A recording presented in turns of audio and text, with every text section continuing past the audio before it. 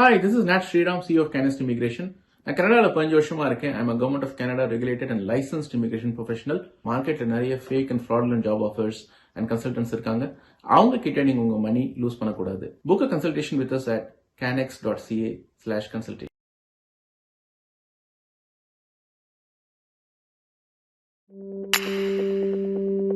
Chai with Chitra.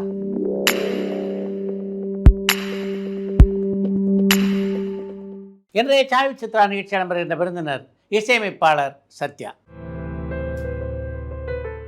இளையராஜாவின் மிக தீவிர ரசிகரான சத்யாவினுடைய இசையிலே வெளியான முதல் திரைப்படம் எங்கேயும் எப்போதும்.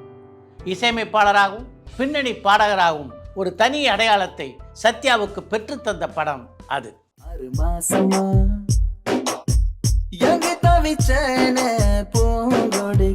அந்த படத்தை தொடர்ந்து பார்த்திபன், சுந்தர்சி, எழில், சரவணன் போன்ற பல முக்கியமான இயக்குநர்களோடு இணைந்து பணியாற்றுகின்ற வாய்ப்பினை பெற்ற சத்யா தன்னுடைய இசை பயணத்தின் பல அனுபவங்களை இந்த நேர்காணலிலே பகிர்ந்து கொண்டிருக்கிறார்.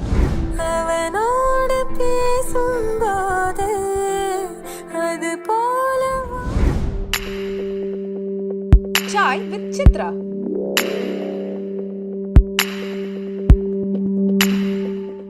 வணக்கம். வணக்கம் சார். வணக்கம். முறையாக இசையை கற்றுக்கிட்டீங்களா நீங்கள்? ஆமாம், சின்ன வயசுலேருந்தே கர்நாடக இசை நான் கற்றுக்கிட்டேன். நிறைய குருமார்கள்கிட்ட ஆக்சுவலாக கற்றுக்கிட்டேன். யார் யார்? என்னுடைய முதல் குரு என்னுடைய அப்பா தான். அவர் தான் ஸ்டார்ட் பண்ணார். சரிகம பதனிசான்றது ஒரு நாளைக்கு ஹார்மோனியம் வச்சு அவர் ஹார்மோனியம் வாசிப்பார் என்னோட அப்பா. அவர் ஆக்சுவலாக இந்த என்எஸ் கிருஷ்ணன் குழு அந்த மாதிரி இதிலெல்லாம் அவர் ஆக்ட் பண்ணியிருக்கார் சின்ன சின்ன ரோலில். அவர் ரொம்ப இசை பைத்தியம் அவர்.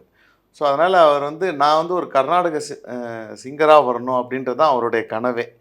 அவர் தான் ஸ்டார்டிங் ஆரம்பித்தப்பறம் அவருடைய ஒரு வெரி க்ளோஸ் ஃப்ரெண்ட் நாஞ்சில் ராஜான்னு சொல்லிட்டு ஆவடியில் ஒருத்தர் இருக்கார்.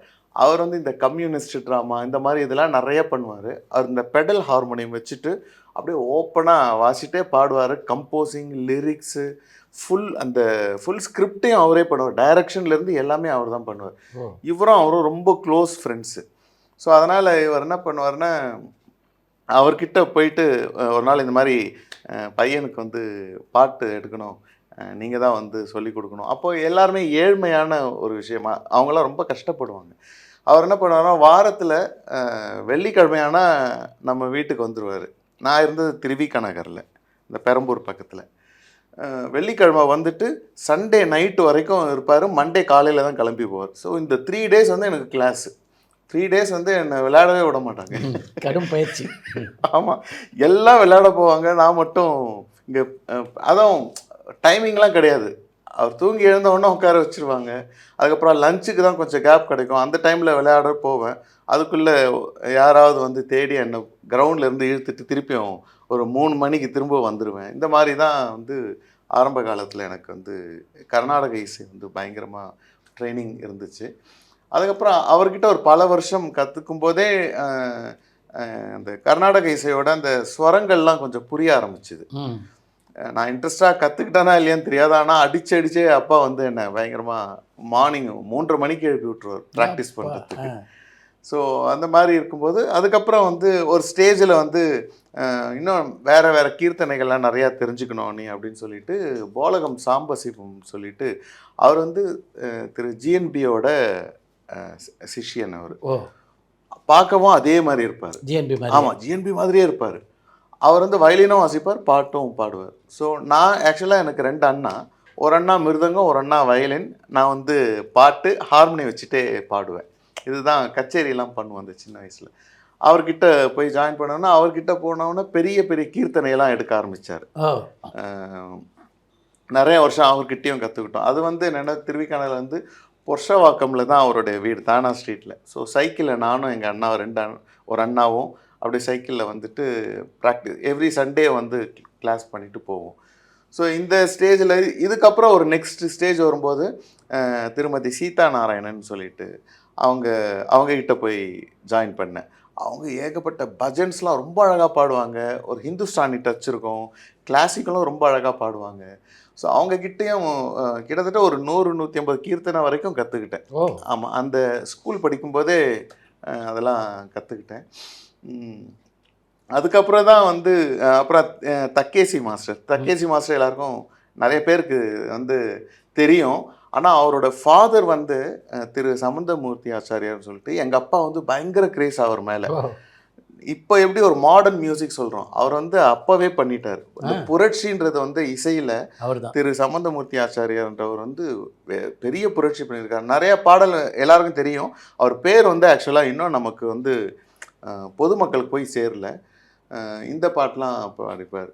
நிறைமதி முகமெனும் ஒளியாலே நெறி விழுந்தனும் நிகராலே. அப்போவே எல்லாமே மாடர்னாக இருக்கும், வெஸ்டர்ன் ஓரியன்டாகவே அந்த கர்நாடிக் இருக்கும். அப்புறம் அமுது மோடு சொல்லாகிய தோகையர் தரரே தரரா, இந்த மாதிரி சிந்து பைரவியில் ரொம்ப அழகான அப்ரோச் இருக்கும்.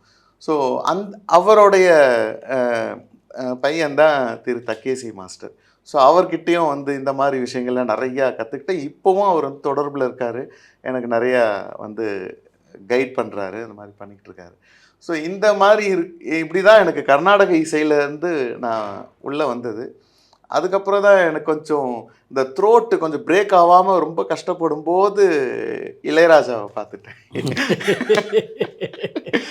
என்னடா அது சரியாக பாட வரலையே, த்ரோட்டுன்னு இப்படி பண்ணுதுன்னு சொல்லிட்டு ஹார்மோனியம் வாசிக்கிற ஒரு இருந்ததுனால அப்படியே கொஞ்சம் லைட் மியூசிக்கில் அப்படி ஜம்ப் பண்ணேன். ஆக்சுவலாக சினிமா இசை எப்போ உங்களை ஈர்த்தது முதல்ல? இந்த ஸ்கூல் டைம் தான். அதுதான் அப்போல்லாம் பயங்கர கிரேஸ். அப்போது மியூசிக் நமக்கு புரிய ஆரம்பித்த உடனே ஸ்கூல் படிக்கும்போதே எனக்கு, நான் 4th 5th படிக்கும்போதே எனக்கு இந்த பாட்டு ஸ்வரங்கள்லாம் தெரிய ஆரம்பிச்சுது. ஸோ அந்த பாடல்லாம் எடுத்து நான் ஹார்மோனியத்தில் வாசித்தா எல்லோரும் பிரமிப்பாங்க, என்ன அதுக்குள்ளே பாட்டெல்லாம் வாசிக்கிறேன் அப்படின்னு சொல்லுவாங்க. அப்போ வந்து பெரம்பூரில் எங்கள் டிஆர்பிசி ஸ்கூலில் படித்தேன். அது பக்கத்தில் சரஸ்வதி கலா கேந்திரன்னு சொல்லிட்டு ஒரு டான்ஸ் இன்ஸ்டிடியூட் இருந்தது, நிறையா பசங்க படிப்பாங்க. அங்கே வந்து எனக்கு தொடர்பு கிடச்சிது. எங்கள் அண்ணா வந்து ஃபஸ்ட்டு மிருதங்கம் வாசிக்க போனான் அங்கே. அப்புறம் நான் ஹார்மோனியம் வாசிக்கிறத பார்த்துட்டு அவங்க என்னையும் வந்து ஹார்மோனியம் வாசிக்கிறதுக்காக கூப்பிட்டாங்க. ஸோ அங்கே ஒரு நிறையா எக்ஸ்பீரியன்ஸ் கிடச்சிது. ஏன்னா நான் பாட்டே கேட்டிருக்க மாட்டேன், அவங்க எதோ புதுசு புதுசாக பாடுவாங்க, நான் அழகாக ஃபாலோ பண்ணிவிட்டு வாசிப்பேன். அந்த வயலினிஸ்ட்லாம் ஃபஸ்ட் டைமே ஃபாலோ பண்ணி வாசிப்பாங்க கிளாசிக்கல். அந்த மாதிரி வாசினா அவங்க ரொம்ப பயங்கர ஹாப்பி ஆகிட்டு ரெகுலராக வந்துடு அப்படின்னு சொல்லி திரு மீரா நாராயணன் சொல்லிவிட்டு அவங்க தான் அதோட சரஸ்வதி கலா கேந்திராவோட இது. ஸோ அதுக்கப்புறம் அங்கே ஒரு பெரிய ட்ராவல் எனக்கு கிடச்சிது.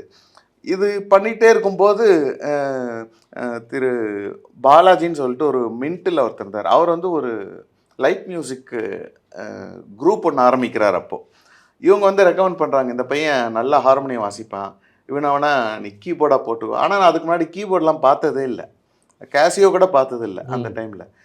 அவர் வந்து என்ன ஒரு நாள் மீட் பண்ண உடனே உனக்கு என்ன தெரியும்னாரு. இல்லை நான் ஹார்மோனியம் வாசிப்பேன், அது கீபோர்டு வேணுமா, கீபோர்டு வாசிக்க தெரியுமா, தெரியல, கொடுத்தா நான் ட்ரை பண்ணுறேன் அப்படின்னு சொன்னேன். வேறு என்ன தெரியும், இல்லை கொஞ்சம் கொஞ்சம் பாடுவேன். சரி எதாவது பாடுன்னாரு. அப்போ நான் மகா கணபதி பாடி காமிச்சேன். பாடின உடனே சரி இப்போதைக்கு நீ வந்து ஃபஸ்ட்டு டிவோஷனல் சாங், நீ ஃபஸ்ட்டு சாங் வந்து இதை மட்டும் வந்து பாடு, கீபோர்டு அப்புறமா பார்த்துக்கலாம் அப்படின்னாரு. ஸோ அவர் எல்லா கச்சேரியிலையும் வந்து ஃபஸ்ட்டு மகா கணபதி பாடுறதுக்கு மட்டும் என்னை கூட்டிகிட்டு போவார். ஸ்டார்ட் பண்ணுறது. ஆமாம், ஸ்டார்டிங் மட்டும் இருக்கும். அப்போ வந்து கீபோர்டு அங்கே இருக்கிற அந்த லைட் மியூசிக் ட்ரூப் இருக்கும் இல்லையா, அதில் வந்து திரு செல்லான்னு சொல்லிட்டு கீபோர்ட் பிளேயர். அவர் வந்து மிகப்பெரிய கீபோர்ட் பிளேயர், ரொம்ப சூப்பராக வாசிப்பார். நான் அங்கே பாடிட்டு அந்த ஹோல் கச்சேரி வந்து அந்த கீபோர்ட் பிளேயருக்கு பின்னாடியே நான் நிற்பேன். அப்படியே அவர் என்னென்னலாம் வாசிக்கிறார். அப்போ அவர் வந்து ஜூனோ 60 DX7 இதெல்லாம் வச்சுருப்பார். அவர் பின்னாடியே நின்று அப்படியே பார்த்துக்கிட்டே இருப்பேன். அவரும் என்கிட்ட எல்லாம் நல்லா பேசுவார். அப்புறம் நான் டவுட்லாம் கேட்பேன், இதெல்லாம் எப்படின்னா இது இந்த டோன்ஸ்லாம் எப்படி மாற்றுறீங்க, இது பண்ணுறீங்க அப்படின்ட்டு. ஸோ ரொம்ப நாளாக இந்த மாதிரி தான் எனக்கு வந்து ஆக்சுவலாக அது கீபோர்டு வாசிக்கணுன்ற ஒரு ஆசை. அது மெயினாக சொல்லப்போனால் ரேடியோவில் வந்து இளையராஜா சாரோட கிளாஸ்லலாம் போனால் வெறும் இவரை பற்றி மட்டும் தான் பேசிகிட்டு இருப்போம். நான் படிப்பெல்லாம் ஒன்றும் இல்லை, எனக்கு சரியாக வராது. ஆமாம், ஸ்கூல் போனாலே அவரோட சாங் ஏதாவது ரிலீஸ் ஆகிருக்கும். அப்போ வந்து விவித் பாரதின்னு ஒன்று எல்லாம் வரும் இல்லையா, ஸோ அதில் வந்து அந்த பாட்டெல்லாம் உட்காந்து அந்த டைமிங்காக வெயிட் பண்ணி கேட்போம் அந்த பாட்டை. அதுக்கப்புறம் ஒரு ஸ்டேஜில் வந்து ஒரு டேப் ரெக்கார்டர் ஒன்று அப்பா வாங்கி கொடுத்தாரு, ஹிட்டாச்சின்ட்டு. நான் கிளாஸ் எல்லாம் ரெக்கார்ட் பண்ணிவிட்டு அதை போட்டு ப்ராக்டிஸ் பண்ணுறதுக்கு. ஸோ அதெல்லாம் என்னத்துக்கு யூஸ் பண்ணால் ஃபுல்லாக இளையராஜா சாங் எப்போல்லாம் ப்ளே ஆகுமோ அந்த விளம்பரதார நிகழ்ச்சின்னு போட்டு ஒன்று வரும், அந்த ஈவினிங் டைமில் ஏதோ ஒன்று வரும், அந்த டைமில் ரெடியாக வச்சுட்டு அந்த சாங்கெல்லாம் போட்டு ரெக்கார்ட் பண்ணிவிட்டு அந்த சாங்கை அந்த வெறும் ஒரு 4 வரி தான் வரும், அது உட்காந்து கேட்டுட்டு இருப்போம், எப்படா ஃபுல் சாங் நம்ம கேட்போம் அப்படின்னு. ஸோ இந்த மாதிரி வர்ற சாங்ஸ் எல்லாம் உட்காந்து கிளாஸில் உட்காந்து டிஸ்கஸ் பண்ணுவோம், உட்காந்து இந்த மாதிரி கலக்கிட்டாரா இந்த வாட்டி அப்படின்ற மாதிரி இருக்கும். ஃபுல்லாக இளையராஜா தீவிர ரசிகர்கள் தான் என் கிளாஸ் ஃபுல்லாகவே. என் கூட சங்கர் நாராயணன் ஒரு பையன், அப்புறம் சுப்புன்னு ஒரு பையன், கண்ணன், அப்புறம் அறிவேந்தி, பாலாஜி, இன்னும் நிறையா பேர் எல்லாரும் வந்து இதை பற்றி தான் ஜாலியாக பேசிக்கிட்டே இருப்போம். அப்புறம் கீபோர்டு ஸ்கூல்லலாம் வந்து சின்ன சின்ன ஈவெண்ட்ஸ்லாம் நான் ஹார்மோனியம் வாசிப்பேன். ஹார்மோனியம் எடுத்துகிட்டு போனால் போதும், அவங்க கேட்குற சாங்கெல்லாம் உட்காந்து வாசித்து காமிச்சிக்கிட்டே இருப்பேன். எல்லாம் பயங்கரமாக என்னை இது பண்ணுவாங்க, அப்ரிஷியேட் பண்ணுவாங்க. அதே மாதிரி மாஸ்டர்ஸ்லாம் கூட என்னை ரொம்ப அப்ரிஷியேட் பண்ணுவாங்க. நிறையா ஸ்கூலில் வந்து ட்ராமாஸ்லாம் நடக்கும். அப்போது வந்து தூர்தர்ஷன்லேயும் ரேடியோ ஸ்டேஷனில் வந்து சில ட்ராமாஸ்லாம் பண்ணுவாங்க. அது வந்து திரு தசரத ராமரெட்டின்னு ஒரு சார் இருந்தார். அவர் வந்து எங்களை ஸ்டூடெண்ட்ஸ் எல்லாம் ட்ரெயின் பண்ணி அவர் கூட்டிகிட்டு போவார். ஸோ அங்கே போய் நாங்கள் பெர்ஃபார்ம் பண்ணுவோம். அந்த மாதிரி நிறையா எக்ஸ்பீரியன்ஸு. இதுலேருந்து தான் எனக்கு இந்த எனக்கு ஃபில்மில் வந்து ஸ்டேஜில் கீபோர்டு வாசிக்கணும்னு ஆசை. அப்போது ஒரு வாட்டி என்ன ஆச்சுன்னா, இதே ட்ரூப்பு அந்த பாலாஜின்ற அவர் தான் ராஜாஸ் விண்டுன்னு அவர் தான் பேரே பாருங்க, ராஜாஸ் விண்டு. அதுதான் அந்த ட்ரூப் நேமே. ஒரு ப்ரோக்ராம் பண்ணும்போது ஆடியன்ஸ் வந்து ஒரு பாட்டு கேட்டாங்க, ரோஜாவை தாலாட்டும் தென்றல் கேட்டாங்க. அப்போ இவருக்கு வந்து அந்த பாட்டு தெரியல, அந்த செல்லான்றவருக்கு வந்து அந்த பாட்டு எனக்கு நோட்ஸ் இல்லையே அப்படின்னு சொல்லிட்டாரு. நான் கூட நின்னேன். நான் சொன்னேன், எனக்கு தெரியும், நான் அதுக்கு முன்னாடிலாம் வாசிச்சதில்லை, ஆனால் நம்ம கேட்டுகிட்டே இருக்கோம்ல பாட்டு, நான் கேட்டால் வாசிச்சிருவேன் பாட்டை.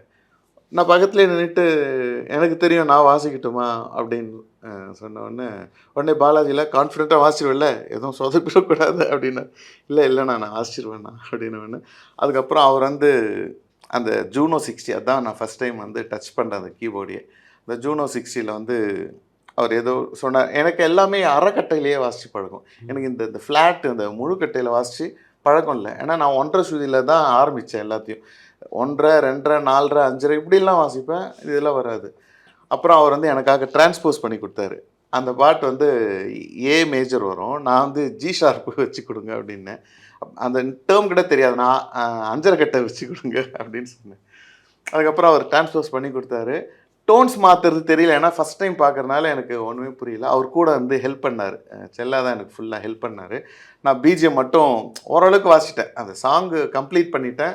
அதுக்கப்புறம் அந்த பாலாஜி சொன்னார், இனிமேல் நீ ரெகுலராக ப்ராக்டிஸ் பண்ணு. என்கிட்ட ஒரு கேசியோ ஃப்ரெண்டு வச்சுருக்காரு, ஒரு சின்ன ஒரு கேசியோ இருக்குது, அவரோட ஃப்ரெண்டு நந்தான்னு சொல்லிட்டு ஒருத்தர், அவர்கிட்ட கேசியோ இருக்குது, நான் வாங்கி தரேன், நீ எவ்ரி சண்டே வந்துட்டு நீ ப்ராக்டிஸ் பண்ணு அப்படின்னாரு. ஸோ நான் இதுக்காகவே வந்து அவர் வீட்டுக்கு சண்டே ஆனால் காலையில் வீட்டுக்கு போயிடுவேன். போயிட்டு நைட்டு லாஸ்ட்டு பஸ்ஸில் தான் திரும்பி வீட்டுக்கு வருவோம். அது வரைக்கும் அந்த கேசியோ வச்சு பாட்டெல்லாம் வாசிச்சுக்கிட்டு இருப்போம், நோட்ஸ் எடுக்கிறது அந்த மாதிரி எல்லாம் பண்ணிகிட்டு இருந்தோம். ஸோ இப்படி தான் என்னுடைய இந்த லைட் மியூசிக்கில் எனக்கு இன்ட்ரெஸ்ட் வந்ததுக்கு காரணம் இசைஞானி இளையராஜா தான். அந்த காலகட்டத்தில் ஒரு பாடகராக வரணும்னு உங்களுக்கு ஆசை இருந்ததா, இல்லை இசையமைப்பாளராக வரணுன்றோ இன்ஸ்ட்ருமெண்ட் பிளேயராக வரணும்னு ஆசை இருந்ததா? எதுவுமே ஆசை இல்லை ஆக்சுவலாக, எனக்கு ஒன்றுமே தெரியாது ஆக்சுவலாக. இன்னும் கூட என்னவா வரணும்னு ஆசை எனக்கு எதுவுமே கிடையாது. அது வழி நடத்திக்கிட்டு போகுது. எதுவாக இருந்தாலும் சின்சியராக பண்ணிக்கிட்டே இருப்போம், ஒர்க் பண்ணிக்கிட்டே இருப்போம், அவ்வளோதான். அது எங்கே கொண்டு போகுது நமக்கு தெரியாது. ஸோ அதுவாக வந்து இசையமைப்பாளராக வந்து கொண்டு வந்திருக்கு, அதுதான் என்னோட நம்பிக்கை. உங்களுடைய ஆதர்ச இசையமைப்பாளர் இளையராஜா. ஆமாம். அவரை சந்திக்கணும் அப்படின்னு எப்போது முயற்சி பண்ணிங்களா? இல்லை, அந்த மாதிரி அதான் நான் எல்லாமே உள்ளுக்குள்ளே இருக்கோம், வெளியில் எதுவுமே எக்ஸ்ப்ரெஸ் பண்ண மாட்டேன், அதுக்குண்டான முயற்சி பண்ண மாட்டேன். இசையை தவிர வேறு எதுலேயுமே நான் முயற்சி பண்ணதில்லை. நம்மளால் முடியுமா, அவரை போய் பார்க்க முடியுமா அப்படின்லாம் இருக்கும். ஆனால் தெரியும் முருகேசன் ஸ்ட்ரீட்டு என்னைக்காவது ஒரு நாள் இல்லை ஃப்ரெண்ட்ஸ் எல்லாம் சொல்லுவாங்க. நான் அந்த முயற்சியே எடுத்ததில்லை. ஆனால் அது நடந்துச்சு எனக்கு, பார்த்திபன் சார்னால அதுவும் நடந்துருச்சு. அவரோட படத்துக்கு நான் இசையமைச்சு அந்த படத்தை வந்து இசைஞானி வந்து பார்த்து என்னை வந்து பாராட்டினாருன்னு சொல்ல முடியாது, நல்லா இருக்குன்னு சொன்னார். அதுவே பெரிய ஒத்த செருப்பும் அப்புறம் கதை திரைக்கதை 2 படமும் வந்து பார்த்துட்டு என்னை வந்து நல்லா இருக்குன்னு ஒரு வார்த்தை சொன்னார். அதுவே எனக்கு மிகப்பெரிய பாக்கியம். அவரை ரசித்து அவரோட லைஃப் ஸ்டைலை ஃபாலோ பண்ணி மியூசிக்காகவும் சரி அவருடைய லைஃப் ஸ்டைலும் ரொம்ப பிடிக்கும்.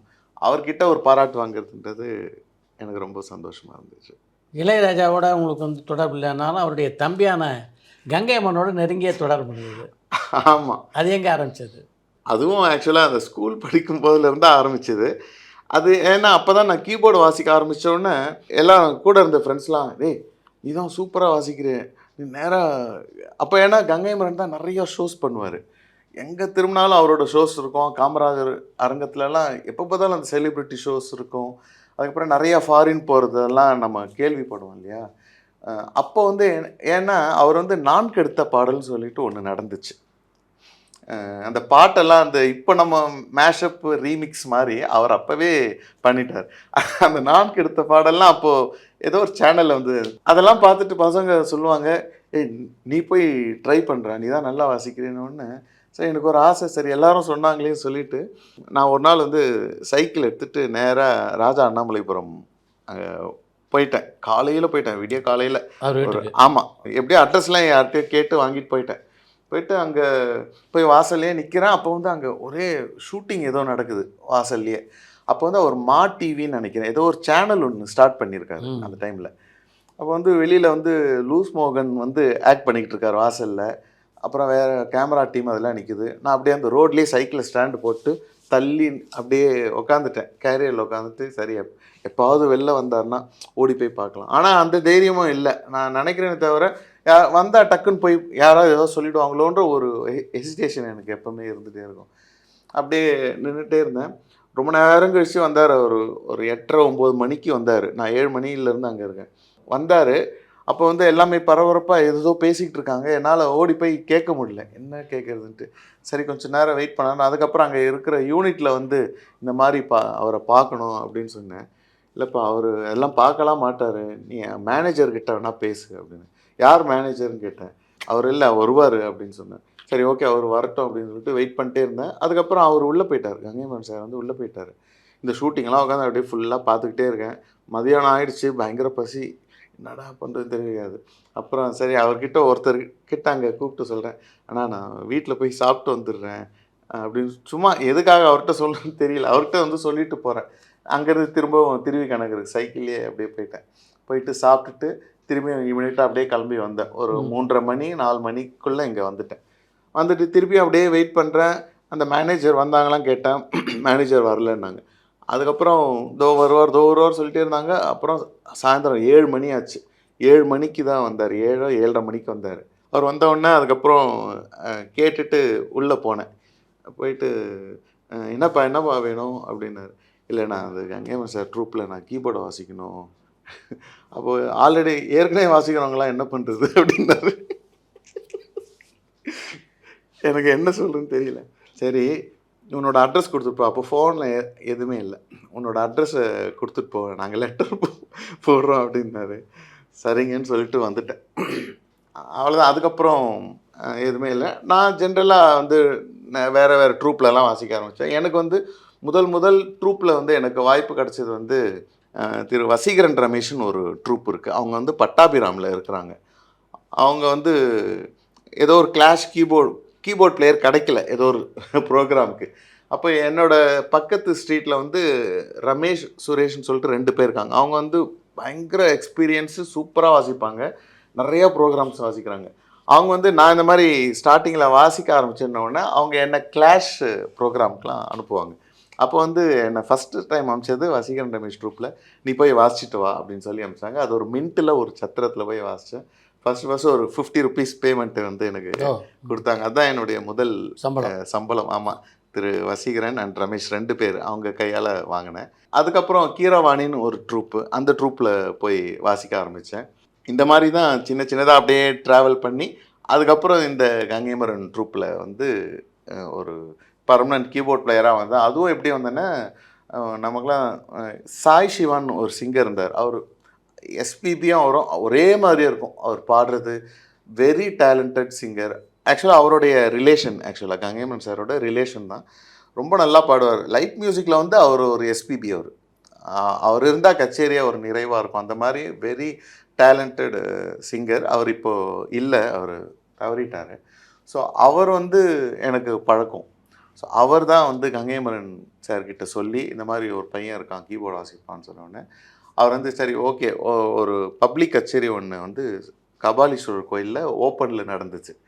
இந்த கச்சேரிக்கு வந்து ஃபஸ்ட்டு அவனை வாசிக்க சொல்ல அந்த பையனை அங்கே பார்த்துட்டு அவன் நல்லா வாசிச்சானா நம்ம ஏதாவது 3rd 4th கீபோர்டாக வச்சுக்கலாம் அப்படின்னு சொன்னார்.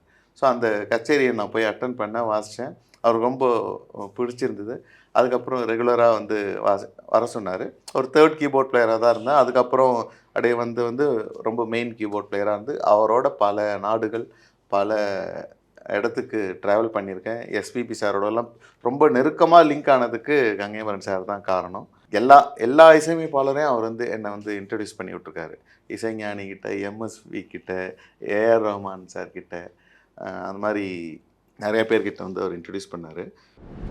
உங்கள் இசை பயணத்தில் மறக்க முடியாத நபர் கங்கை அமரன். அவரோட பல நாடுகளுக்கு போய் நீங்கள் கச்சேரி பண்ணியிருக்கீங்க. அந்த அனுபவங்களில் இன்னி வரைக்கும் உங்களுடைய நினைவில் நிற்கின்ற அனுபவங்களை சொல்லுங்கள். ஐயோ ஜாலியாக இருக்கும். ஆக்சுவலாக சிங்கப்பூர் ஃபஸ்ட் டைம் வந்து சிங்கப்பூர் போயிட்டு வந்தேன். அதுக்கப்புறம் துபாய் எல்லாம் அவர்னால தான் எனக்கு இந்த பெரிய பெரிய சிங்கர்ஸோடெல்லாம் ரொம்ப தொடர்பு கிடச்சிது. பெரிய பெரிய பிளேயர்ஸோடெல்லாம் எனக்கு தொடர்பு கிடச்சதுல அவர்னால தான் எல்லாமே லைஃப். கங்கை அமரனுக்கு பல முகங்கள் உண்டு. ஒரு பக்கம் பாடலாசிரியர், இன்னொரு பக்கம் பாடகர், இன்னொரு பக்கம் இசையமைப்பாளர். இதில் சத்யாவுக்கு பிடித்த முகம் எது? எனக்கு வந்து ஒரு பாடகராகவும் லிரிக்காகவும் ரொம்ப பிடிக்கும். லிரிக் ரைட்டராக. ஏன்னா லிரிக்ஸ்லாம் நிறைய பேர் வந்து இந்த உறவுகள் தொடர்கதை சாங்கு இன்னும் கூட நிறைய பேர் கண்ணதாசன் நினச்சிட்டு இருக்காங்க. அவர் தான் எழுதினாருன்னா மல்லிசை மன்னர் எம்.எஸ். விஸ்வநாதன், இசைஞானி இளையராஜா, இசைப்புயல் ஏஆர் ரஹ்மான் உட்பட பல இசை ஜாம்பவான்கள் இருந்த ஒரு புகைப்படத்தில் நீங்களும் நின்றுக்கிட்டு இருந்ததை நான் பார்த்தேன். எப்போது எடுக்கப்பட்ட புகைப்படம் அது? அந்த வாய்ப்பு உங்களுக்கு எப்படி கிடைச்சது? அது வந்து நிஜமாகவே மறக்க முடியாத ரொம்ப எனக்கு ஒரு பொக்கிஷமான ஒரு விஷயம் அது. அவரோட நிறைய ப்ரோக்ராம்ஸ்லாம் போயிட்டு இருக்கும்போது அவர் வந்து மதர் ஆல்பம்லாம் அடிக்கடி பண்ணுவார். பரபரப்பான சினிமா செய்திகள், நட்சத்திரங்களின் பேட்டிகள், சினிமா வரலாறு ஆகியவற்றை பார்க்கவும் படிக்கவும் உங்களுக்கான இணையதளம் tourantalkies.co.